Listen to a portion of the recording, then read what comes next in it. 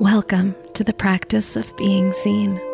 I'm your host, Rebecca Wong, relationship therapist and founder of Connectfulness. I believe that when you truly see yourself, you create a ripple effect that allows you to be the change you wish to see in the world. And that invites everyone around you to do the same. In these curated discussions, I invite you to make space to see yourself.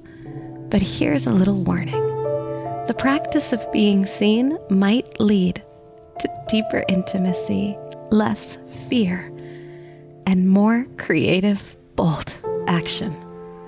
Are you ready to deepen your practice and be seen? Welcome back to the Practice of Being Seen podcast, episode number 36. Today, we are going to be diving deep. We're going to be talking about everything from imposter syndrome and fear of not enoughness to the highlight reel that so many of us show on social media, likely unintentionally, to niching down and bearing witness to fear of mortality, to burnout and self-care. In other words, we are talking about the messy human experience and how that's just the other side of building a private practice. And so, without further ado, here's the show. I'm joined today by John Clarke. John is a licensed psychotherapist and the founder of privatepracticeworkshop.com. He has built thriving practices from the ground up in both San Francisco and Charlotte, North Carolina, where he currently runs his group practice called Charlotte Counseling and Wellness. He is personally trained with Drs. Aaron and Judy Beck, as well as Dr. Victor Yalom. He loves helping therapists to build their ideal private practice and to learn to do all the things with authenticity and grit. John has a special offer for the therapists in our listening community at the end of the show. Welcome, John. Thanks for having me, Rebecca. I'm excited to be here with you. Oh, I'm so excited to talk to you. I always enjoy our conversations. You know, I wanted to talk with you today about a whole wide range of issues that are developing private practices really lean into and explore. One of the biggest things that I wanted to start with was talking with you about how therapists just kind of learn as they go. You know, there's no perfect formula for developing a private practice and doing the work that we do. So I was wondering if maybe that would be a good place for us to begin our conversation today. Yeah, absolutely. I think it's really important to break down this mirage that I think is kind of developing, maybe probably very unintentionally, between therapists and also then those of us who are consultants and practice builders. I don't know. I feel like there's a lot of this focus on, this is how to get your 5 steps to get to a 6-figure income, and all this emphasis on what you're not doing and how to make all this money that's out there. And I think it probably leaves a lot of people feeling like, wow, I know nothing.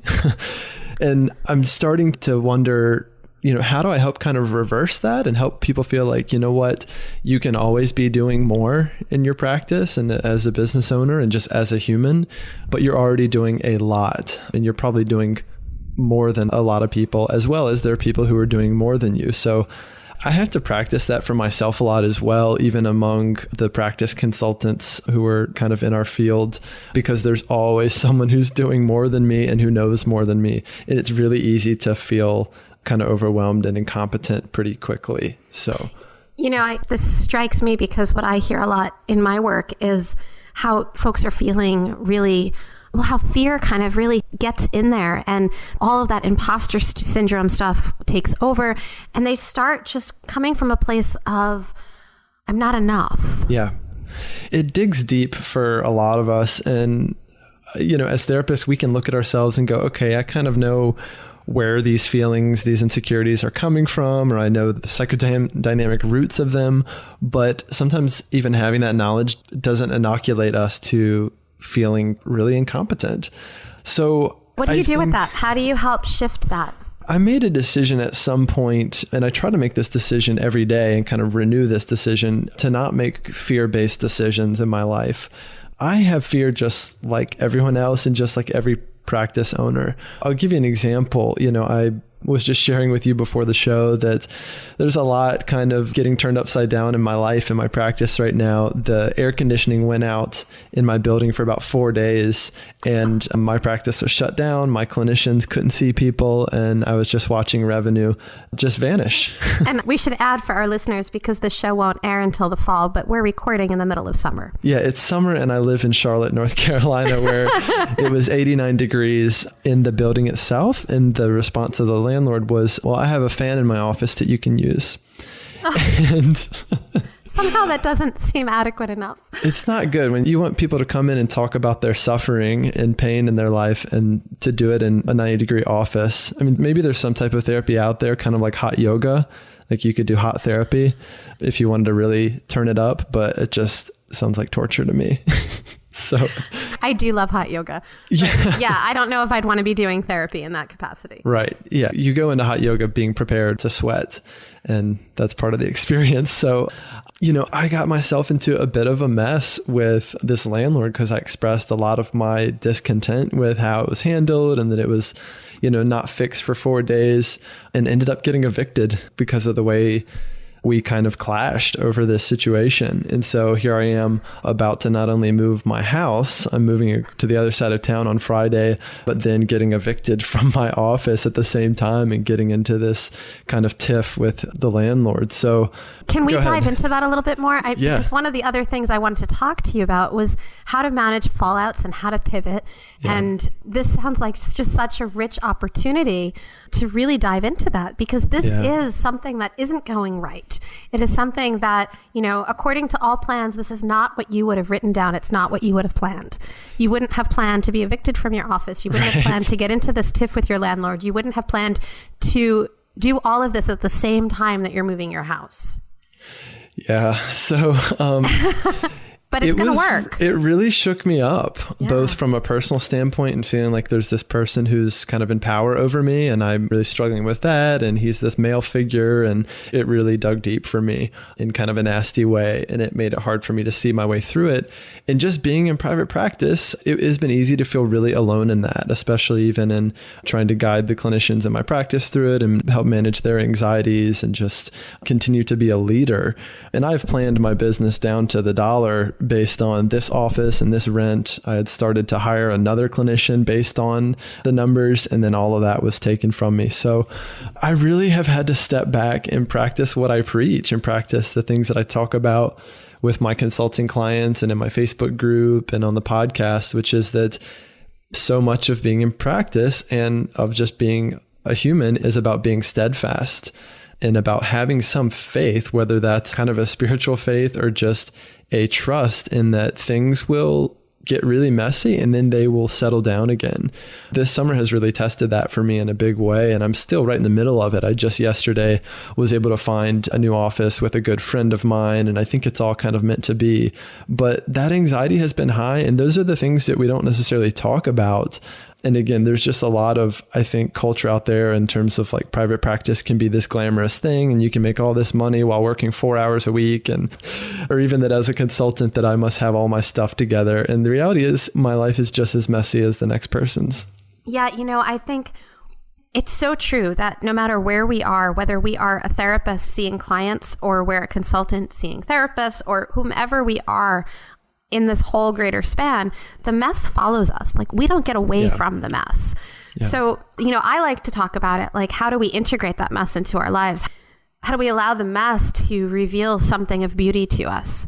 And it sounds like in your story that the mess has brought you into a new office space with a colleague of yours that, tell us a little bit about that. What did you end up finding? Yeah, I ended up finding after, a week and a half of frantically searching for a new space that something would actually line up perfectly with this friend of mine who was actually the first person to get me started in Charlotte when I came and subleased his office, and he took me under his wing and he introduced me to people. And then I went out on my own for a bit and, got into this situation in this other building. And so I don't know, it does come back to personal connections, I think, at the end of the day, and just having people who get it and will help you out and know that things can be really messy, and that you can be just a little less alone, I think, and when things get kind of crazy in your practice. But you also kind of do need to have someone to turn to, right? And even the greatest leaders in the country and in the world, they have their mentors as well, right? They have someone that they turn to as well. And I think this has reminded me that it's so important to have that and have those personal mentors. Oh gosh, yeah. Yeah. I don't know what I would do without mine. Yeah. Yeah. And so this is also like a really interesting conversation here, because we're talking about having these mentors, and we're talking about leaning into these messy, icky parts of the work. Sure. How do we turn this also into information that becomes a part of the work, right? Because for you, for example, I'm thinking you're a private practice consultant. You work with a lot of clinicians who are growing and developing their private practices, and they're confronting a lot of messes. Yeah, it's a great point. And there's the parallel with the client work that we do and also the consulting work I do with therapists, which is, again, let's break down this myth of everyone else has it all together, right? Everyone else's life is not as messy as mine. They're making more money. They're happier. Their relationships are better than mine, right? And there's always this striving for more and this kind of, even this fear of missing out, like the kind of highlight reel of your life that we show on Facebook, that we have this ideal life. And I just think we have to kind of break that down, right? And I spend a lot of time with clients trying to break that down, right? Especially a lot of the young people I work with who really are spending a lot of time on social media, and they believe what they see, right? They believe, even had people do this in my own life where I haven't talked to someone for 2.5 years and they reach out and say, "Hey, John, it looks like you've been doing great," like based on Facebook, which is like a picture of me and my partner on a roller coaster in Santa Cruz, or like a picture of me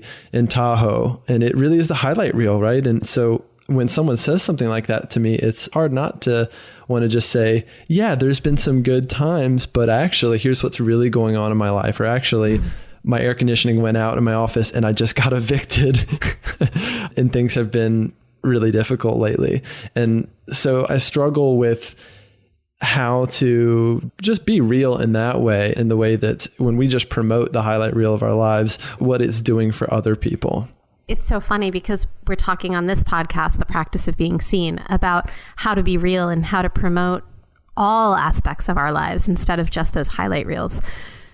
And yet that's one of the hardest things, right? Because it's so easy to like put the smiling, happy picture of you and your partner. It's much harder to talk about the hard stuff, the messy, murky middle of it all. Right. You know, I recently wrote a blog post that I shared with a picture of my daughter crying on the floor. And that's real. Yeah, it was really, really real, you know, and it was a post about kind of in how we can look at the messes and find something of beauty in them. Mm-hmm. So, you know, with that, I wonder if but even in that post that I had written, and I can link to it in the show notes from here, but even in that particular post, it was infused with beauty. It was the afterthought of the mess. It wasn't the mess. I tried to get there, but you know, I'm not really sharing the moments where my buttons are being pushed and I'm being highly triggered and all of that type of stuff. Just like we're talking about this now, and we're talking about how you have found a new office and you're going to be there with your colleague and your friend and your mentor, but we're not talking about, you know, how you were pulling your hair out, you know, before you knew that this is where you would wind up. Right. Right. Exactly. Yeah. Yeah. I think it really is about adapting. And, you know, going back to, I think how I found myself in doing this consulting work and becoming a consultant was I just kind of realized that being in private practice and even helping other therapists is really just about trying to be one step ahead of people. And it might even be a half step ahead. I think of it kind of like, for those of you, if you've ever taught anything, whether it's elementary school class or just a workshop or anything like that, you're moving people through some experience of learning. You really just have to be one step or a half step ahead of them in order to lead them and to teach them.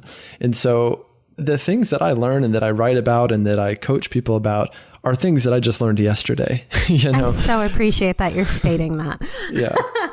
There's nothing superhuman about it. But again, I just think there's this other image though, that there is something superhuman about it, and that we know something really like supernatural that others don't. But I'm just willing to take that extra step and say, okay, this is what I just learned. I think you guys might want to learn it as well. And there's also some research and some evidence that points to when we enter into that teaching role, we actually make it ours and we learn it on a much deeper level. Sure. So there's that piece too, that we don't always have to be the expert, but the more steps we take in terms of sharing our knowledge base with others, the closer we get. Sure. Yeah. We had started to talk about fear, and Yes. I was hoping to kind of come back to that. Let's go there. Just to kind of highlight a pivotal moment in my life and something that most people don't know about. Again, this is not on the highlight reel of my Facebook or my Instagram, is that it was actually just this month. It was 3 years ago that my dad passed away suddenly, just overnight, very unexpectedly. And I already had a lot of fear in my life. I was already living on the other side of the country. I was just trying to make ends meet. I was working a bunch of jobs, working in a really dangerous part of San Francisco in a job that was requiring a lot of me. So losing my dad was and is a source of fear, right? An ongoing source of fear of both, how am I going to be okay without him? How am I going to reckon with my own mortality, right? Because losing a parent really brings you a huge step closer to that than you ever were before. It removes that barrier between you and death that was there before, and that most people, I think, really take for granted, right? But that fear, again, is just still a part of my life every day. But what it did in terms of my work and my business is it removed all of that fear of how much money am I going to make? Am I going to be successful? Should I do this idea? Like everyone else seems to have it all together. And I don't worry about that stuff as much anymore. Can you go deeper there with me for a minute? Because I'm really curious about this. When you lost your father, which is a huge transformational shift in your life, I lost my father in my 20s, and I can relate to just what a disruption it is. Yeah. That said, having lost your dad, the stuff about removing fear, I don't know if that's as much of a collective experience around loss. I think that's a really unique to you and maybe to a lot of others, but to you, that's where you went with it. And so I want to know more because it feels really rich. Yeah. And it's not necessarily something that I'm having a Me Too experience around. So I'm really curious about it. I think it was more of a paradigm shift for me where, I'll give another example, which is for me in my life when I used to have some social anxiety. I used to really worry about blushing or sweating or saying something awkward. And at some point in my life, actually before my dad passed, I started to really lean into my own mortality and trying to make some sense of it and some meaning of it. That anxiety replaced those other kind of daily anxieties that felt more superficial at that point, right? Like worrying about what other people think of me or if they notice that I'm sweating became inconsequential because of this other fear. So I think it kind of displaced it in a way. So I think this was another version of that where just my life and my own relationship with mortality became really paramount. And so fear of this other stuff, fear of not making it or making enough money or, you know what I mean? Having a great online presence, it just became a lot smaller. And when that fear became smaller, it freed me up to go, okay, you know what? I can actually do a lot here and not feel afraid. I have a bit of this kind of thing in my back pocket that is making me less afraid to run a business or to become a consultant or even to hire new clinicians. Because again, in contrast to the bigger fear of life and meaning and mortality, those things didn't matter as much anymore. And so that's a source of my continued kind of stamina with everything I do that is really, that most people don't know about. This is really interesting to me because you and I have had a chance to talk before. And one of the things we talked about then was about kind of connecting back to the greater why. And I know that this ties right back into that. And so I wonder if that's something that we can even bring our listeners into, because what I'm really hearing you say is you're talking about your why. You're saying that when your father died, it connected you to this larger life meaning. And that is the why. And because of that why, that holds the space to make all of these daily things, these things that could shake us up, but they're not as big because there's this why that holds the space for all of it. Yeah, it's my why, and it's also my why not. That when I think about doing new things or new pursuits, or even things like starting a podcast, it's kind of my why not. Like I love that. I don't have much to be afraid of other than, okay, I could fail or my podcast could suck and it's not going to get 10,000 downloads. And even still, I would be okay. Yeah. Yeah. Yeah. You know, I wonder if maybe we could talk a little bit about your why, because I know that your why has some deeper existential threads in it. Yeah. I'll go back to, this was something that I think my dad kind of conveyed actually, and it was political. And he had a major kind of role in our community. And most people just assumed that he was actually quite conservative and would tend to vote Republican. And anyway, I won't get too political, but basically something that he conveyed to me really early on was, if I can do one thing to reduce the suffering of someone else, I should do that one thing, right?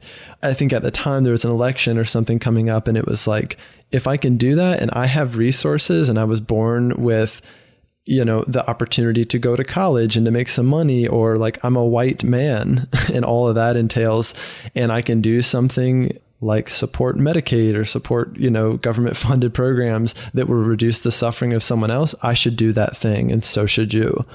I think that became ingrained in me. And since you and I talked last, I've actually been thinking a lot more about that.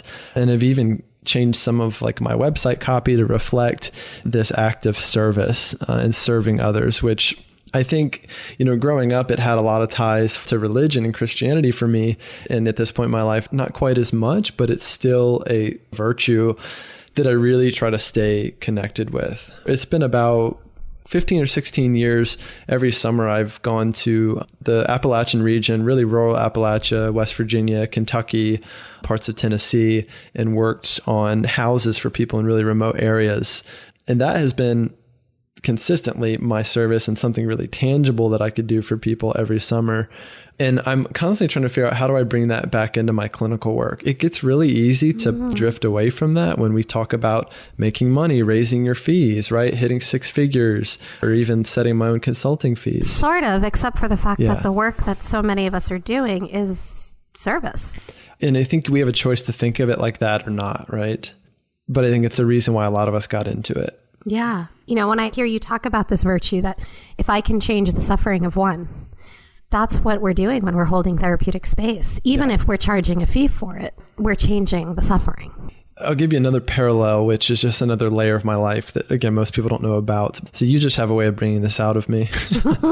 And I kind of know the culture of your podcast. So I'm like, all right, I'm just going to give you a few layers. You're here just to letting work us with. see you. Yeah, I am. I want to be on brand for your podcast. Oh, thank you. All jokes aside. You don't have to go too deep. Right. I already signed a waiver and everything.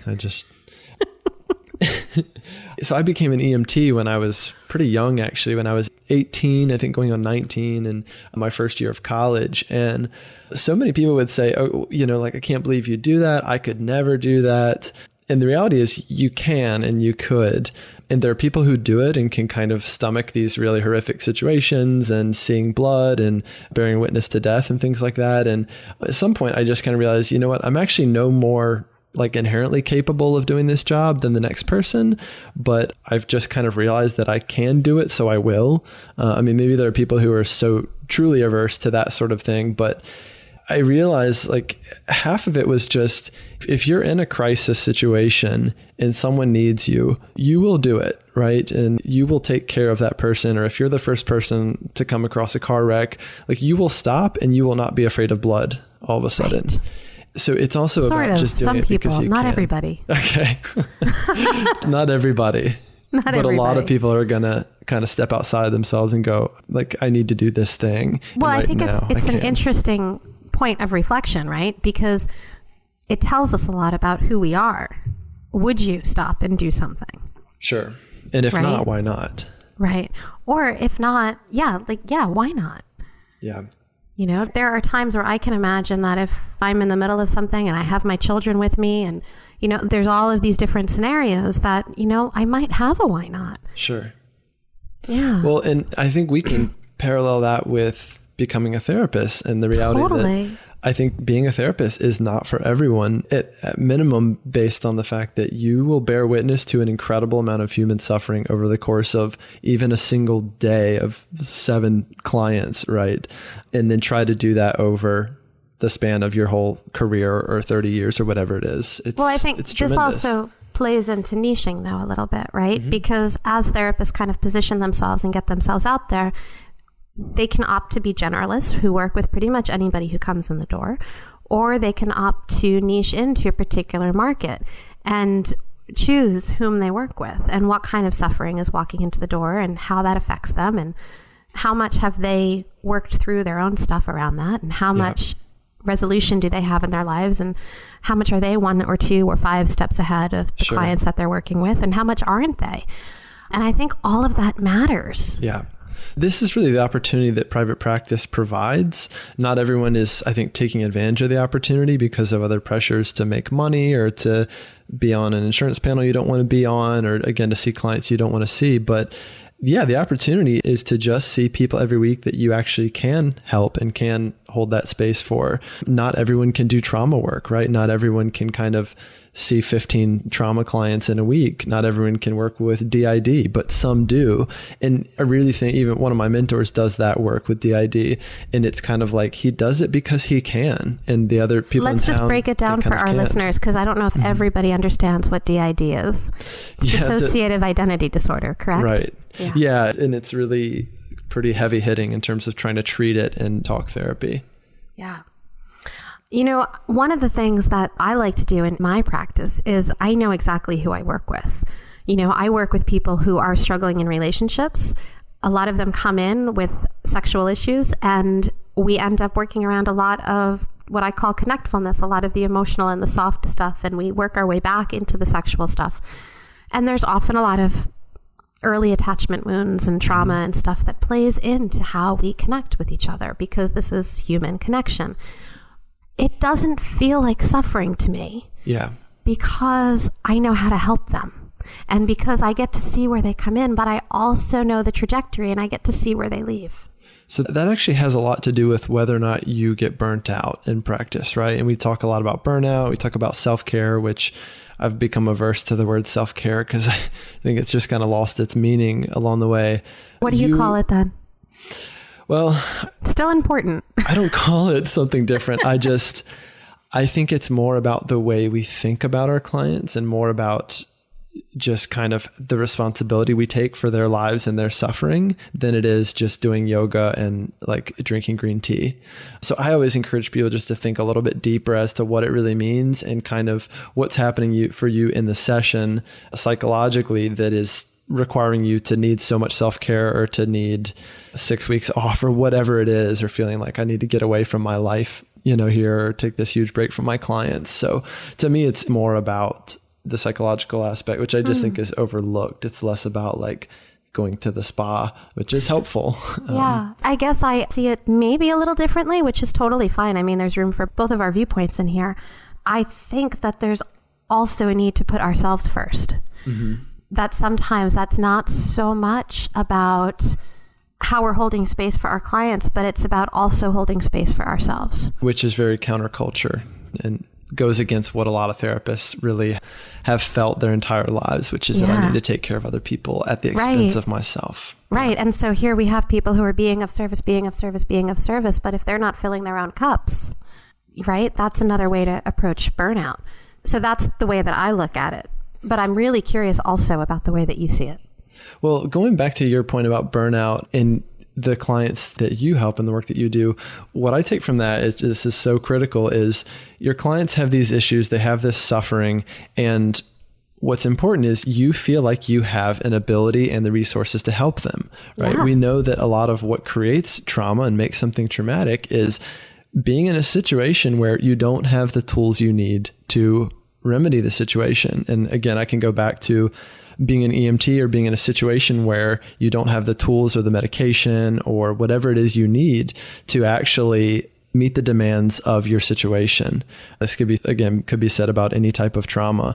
So I think in that regard, if you feel prepared to help the clients that you're seeing, you're going to be all right, right? That's going to bode pretty well for you in your practice. You're going to bear a lot of witness to that suffering, but at the end of the day, also feel like, you know what, but I did something about it. I have something to offer. And if you don't have those tools, get more training. Well, get a bigger toolbox. But going back to kind of where we started with the feelings of, I know nothing and am I enough, right? Yeah. So we started there with talking about therapists already feeling incompetent.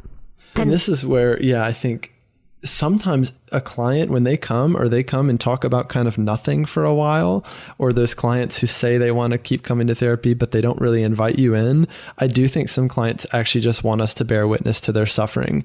And that can be hard to do because I think some clients want us to actually just kind of sit on our hands and bear witness to it and hang in there with them. And I think that's really hard to do, or that's hard for me to do. Yeah. It makes me think a little bit of some of the writing of Viktor Frankl. Mm-hmm. Yeah.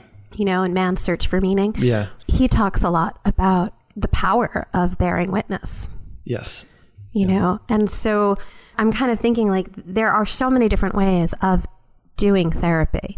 There are so many different ways of being human. There are so many different ways of being of service, of sitting with people. And I think a lot of, maybe we shift a little bit in gears right now, we shift into marketing a little bit, but a little bit of knowing who you are as a therapist is about knowing how you show up in the room and whom you're most comfortable working with and how you work with them. And then, we turn that around into what could be a really powerful marketing message. Absolutely. I'm working with a lot of folks right now and I think a lot of consultants are doing this in terms of revising website copy and creating, powerful messages. But we really do have to speak directly to the client's pain in order to let them know first and foremost that we get it, that we can resonate with that pain, even through the first sentence on your website.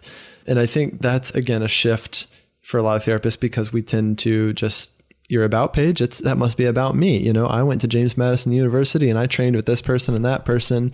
But in reality, your about page is actually still about the client. And that's a major kind of miss when your about page looks like that and looks like a bunch of I statements. I recently revised one of my clinicians, her about page in this same way and just sat down and had her describe a client that she works with, a client, and describe their pain in detail. And I just sat there and wrote down everything and then how she helped reduce that pain, helped them through it.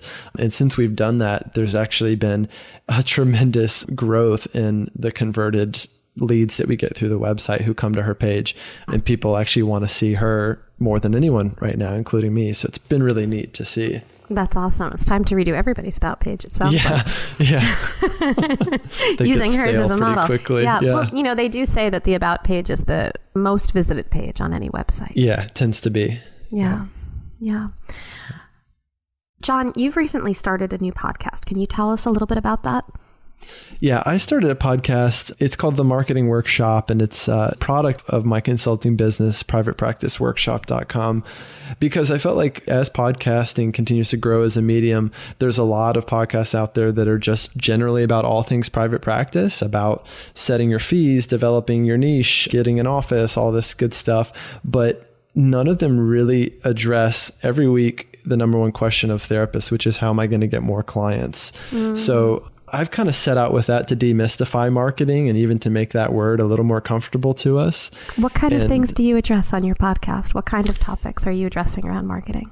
So I'm bringing in people, all of the people that we know and love in our kind of space, like Allison from Abundance Practice Building. Joe Sanok was interviewed this morning, Laura Long, Kat Love, Melvin from Selling the Couch. I'm bringing in all those people because they have amazing things to say. And at the same time, I'm finding that a lot of us, we're kind of saying the same things, and among therapists, we're kind of recycling a lot of the same ideas about marketing. And there are so many people out there who've created amazing brands and an amazing following, and they know even more about marketing than we know, and they have a lot of fresh ideas. So that was the other idea with the podcast, is that I'm bringing in people who are outside of our field. Like last week, there's a guy named Sean Meyer. He started a website called goatmonthly.com where he sends out a picture of his goats wearing clothes. It's like really high production value, and people subscribe to it, and it helps fund his farm.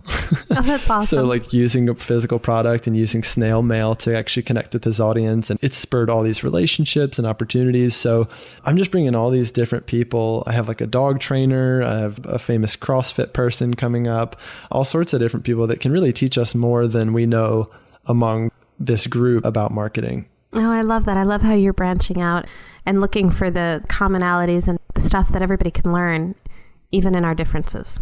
Yeah. I want people to really try to grasp that we are relationship experts, right? As therapists, we help people with relationships, and we help through creating a relationship with our clients. And the reality is marketing is a relationship. It's just a relationship with a group of people, with an audience.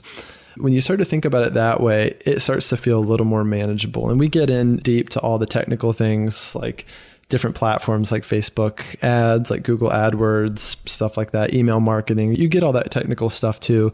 But I really try to, again, just demystify the whole thing. I love that.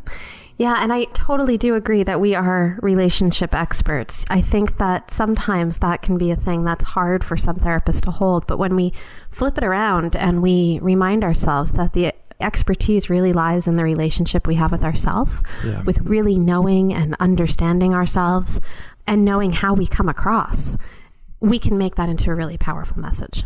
Yeah. And the reality is, I think, if you're in private practice and you have a pretty good grasp on marketing, or you found maybe 2 strategies that work for you, you're going to have a pretty happy practice, and you can figure out a lot of other things on your own. There's a lot of free stuff out there in terms of like, whether it's setting your fees or developing your niche or whatever it is, all the kind of operations of running a practice, that stuff can really fall into place when you have enough clients coming in at a steady rate and they're the clients that you like working with. I just think that has a lot to do with whether or not you can sustain yourself in private practice and enjoy this work that you're doing. What's coming up for me as we're talking about this right now is earlier we were talking about fear, and how for you, when your father died, there was like a shift that the fear of not making it in business became a lot smaller because it was in contrast to the bigger why. And as you're talking about this right now, one of the things that I find myself thinking about is that when you have enough clients coming in, when you're not scared over your livelihood and your income, then it can give you some space to think about all the other stuff. But they kind of really go hand in hand. It's like, which comes first, the chicken or the egg? Right? Yeah. Well, and a lot of therapists that I work with are in that situation of not full yet, feeling desperate, feeling ambivalent about their fees or raising their fees or charging out of pocket. And I do a lot of work to help them get through that and to realize their worth and to just get comfortable as possible, charging what they're going to charge, just knowing and really holding their value in that way. Yeah, when you have that stuff, when you're comfortable, when you're full and a potential client calls, that conversation goes very differently a lot of times than when you have 2 clients and you're trying to act like you have 20, but you actually really desperately need this client and you're willing to do whatever it takes and slide to a $30 session or whatever it is. So it does give you that kind of confidence and makes you feel like, I already know I'm desirable because I've got a full caseload to kind of prove it. And then we feel more worthwhile.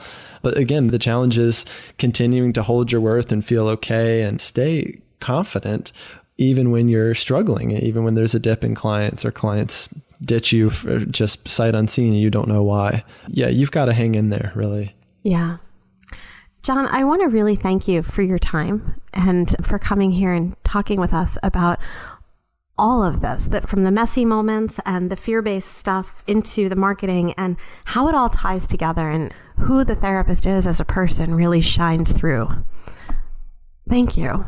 Thank you for sharing all of your messes too along the way. It's been good, and it's humbling for me to kind of share these more vulnerable parts. But again, I hope they do just break down some of this myth that everyone else has it all together. Yeah. Because none of us do. No, we're all the whole catastrophe, right? John Kabat-Zinn. Totally. 100%. So let us know how folks can get a hold of you. Sure. Yeah. You can easily look up the marketing workshop on iTunes or through my website, privatepracticeworkshop.com. I mentioned running the operations of your business. I created a free online course for that called the Business Basics Workshop that you can enroll in. And that really was my attempt at leveling the playing field. So everyone knows this is how I run my practice. These are all the strategies and systems I have in place. I've got the spreadsheet I use. I've got templates and scripts and stuff like that. All that I'm just giving away because I know at the end of that, people need some help with figuring out how am I going to get more clients, right? That's just the number one concern we have. I love working with people individually. The more I do this, I end up seeing less clients, in my practice and working with more therapists, and really just love doing this work no matter what stage of your practice you're in. So I have some consulting packages. I do both group and then individual. The groups are closed for now, but I have a lot of great individual packages, and I wanted to offer 10% off for any listeners of this podcast who reference this episode. And I offer a free consult. So if you want to just call and get in touch, again, you can probably guess I'm pretty informal about things, and I really just like to connect with people, even if we don't work together, so I can learn about what's going on in your practice, how I could be helpful, or how I could refer you to something else. So I would just encourage people to get in touch. You can do that through the website or email, just john@privatepracticeworkshop.com. That is awesome. Thank you so much, John. Thanks for sharing that with our listeners. And I encourage those of you who are interested to take John up on those offers. Thanks for having me. Oh, yeah. Thank you for being with us. I hope that you got a lot out of today's episode with John Clarke. I know that I certainly enjoyed this conversation. One of the biggest things that I take away is the reflection of how the relationships that we have with ourselves inform the marketing and the confidence with which we step into the room with our clients. And so on that note, I would love to invite you to join the Connectfulness Method mentorship program. These are newly forming intimate groups of therapists, coaches, and healers. And our intention is to help you do more of what you love by creating within you a deep sense of trust that you are good enough. You can find a link to learn more in our show notes. You've been listening to the Practice of Being Seen podcast, a Connectfulness project. You can follow us on Instagram, Twitter, and Facebook. And while you're there, join our Facebook community at practiceofbeingseen.com/community. If you haven't yet, please do subscribe, rate, and review the show. It really helps us to reach more listeners. And it especially helps us when you leave a review in Apple Podcasts. We'd love to hear your feedback about this episode and any others, along with your requests for future topics and guests. Drop us a line over at practiceofbeingseen.com/feedback. The Practice of Being Seen podcast is produced by me, Rebecca Wong, along with the support of my amazing behind-the-scenes team, Nicole Stevenson and Christy Hausler. Music is by Chris Farris Jr. and Sr. and produced by Kidney Stone Studio. We hope that you enjoyed the show and will join us next week for another episode of the Popscast, brought to you by Connectfulness.